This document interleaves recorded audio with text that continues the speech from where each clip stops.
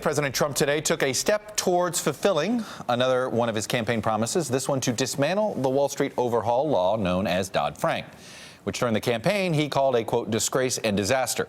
The president signed an executive order this afternoon that calls for a review of what should be done to fix what the White House says are, quote, overreaching issues with Dodd-Frank and the financial services community. The order also directs the Treasury Secretary to review what's known as the Volcker Rule, which prohibits banks from making the kinds of speculative investments believed to have contributed to the 2008 financial crisis. Here, by the way, is what White House Press Secretary Sean Spicer said about this executive order and Dodd-Frank this afternoon. The Dodd-Frank Act is a disastrous policy that's hindering our markets, reducing the availability of credit, and crippling our economy's ability to grow and create jobs. Perhaps worst of all, despite all of its overreaching, Dodd-Frank did not address the causes of the financial crisis, something we all know must be done. Dodd-Frank was enacted in the summer of 2010 as a response to the 2008 financial crisis. It was the biggest Wall Street overhaul since the Great Depression. It did implement sweeping reforms, limited the types of investments allowed by U.S. banks, and established new government agencies designed to oversee the nation's banking system. A senior administration official told NBC News that today's actions are, quote, not an attempt to undo Dodd-Frank. But it is sending a message. Don't forget the White House can't dismantle the law on its own. Repealing it would have to be done through Congress. Joining me now to talk about all of this is the Frank in Dodd-Frank, former Massachusetts Congressman Barney Frank. Congressman, nice to see you, sir. Thank you. Nice to see you. Let's try to get through the hyperbole here a minute. Here's my understanding. Oh, then we can't talk about. Yeah, I know that we have nothing to talk about. No Trump administration. But let me start with the most common complaint I hear about Dodd-Frank, and I want to hear you address it, which is the regulations that were put on the big banks are working as intended, but it's hurting the, quote, mid-size or smaller banks. What do you say to that general conventional criticism that you hear throughout the banking community? Well, I agree with it to some extent. What's interesting is that because of the ideological rigidity of the Republicans in the House, they've refused to try to deal with that. In 2013, Dan Tarullo, who was the lead bank regulator under the Obama administration from the Federal Reserve, proposed exempting banks that have $10 billion or less in assets, the small banks, from the Volcker Rule. It doesn't apply to anything they do, but they have spent too much money dealing with it. We had not anticipated, frankly, that their lawyers would be worried and that they would overdo it. I supported that. Secondly, I think we made a mistake when we said $50 billion was the level at which you would become under the supervision of the Financial Stability Oversight Council. Tarullo said in 2013 we should increase that. I agree with him. The Republicans in power have done nothing to change either one of these. Understand that they could have done both of those. Mr. Hensling, the chairman of the committee, I'm told, refuses that because he doesn't want to alleviate anything.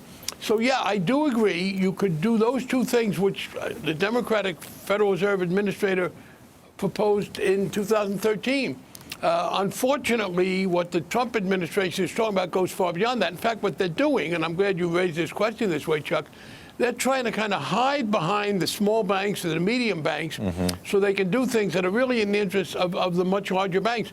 But to repeat, yeah, Dan Tarullo proposed two fairly specific fixes that would not have endangered stability or done any serious harm, and I supported them then, I support them now. The Republicans have the power to do that, but they haven't wanted to do that because they have wanted to try to keep those smaller institutions as hostages to break down the whole business. Let me hit you with another criticism that I hear on Dodd-Frank sometimes, which is this, and it's actually supposedly in line with some of the thinking of some of the big banks, is that it oddly institutionalized the big banks, meaning they're the ones, they can handle the regulation, and they are okay with it now because it'll prevent any new big bank from joining the club, that it sort of locks in as an institution these big 5 or 6 banks and almost allows them to have a mini monopoly.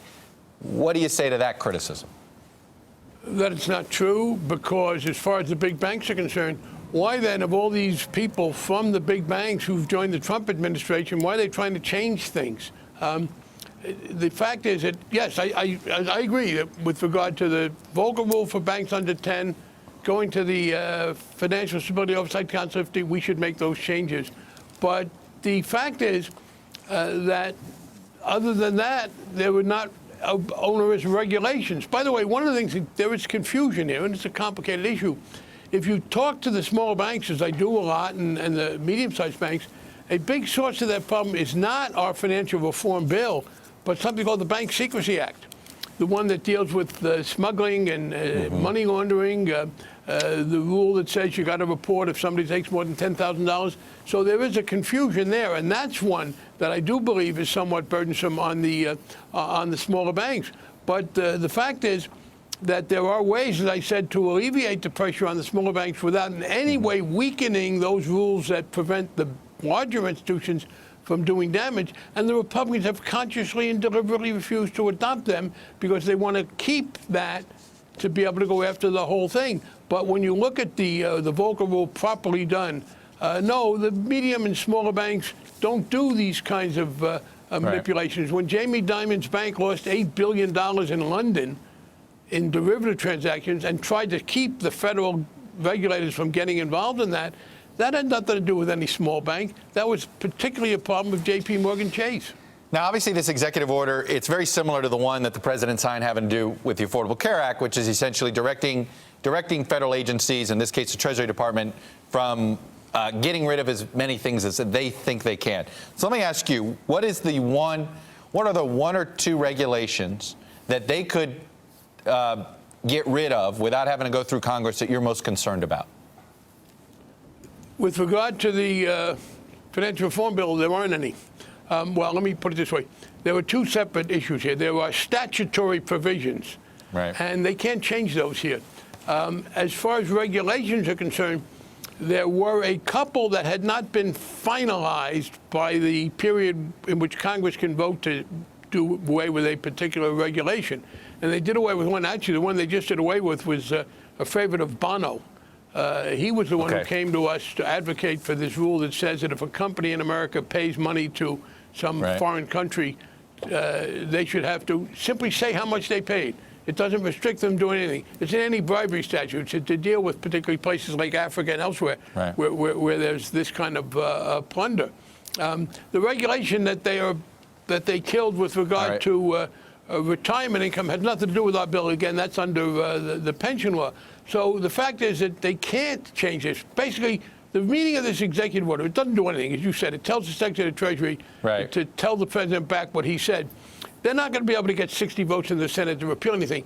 The sad part, however, is this is the charter for the new appointees. Donald Trump will appoint people to these high positions who will not use the power that the law gives them. They won't be able, I believe, to get 60 senators to take the power away from a future administration, but they plan not to use it.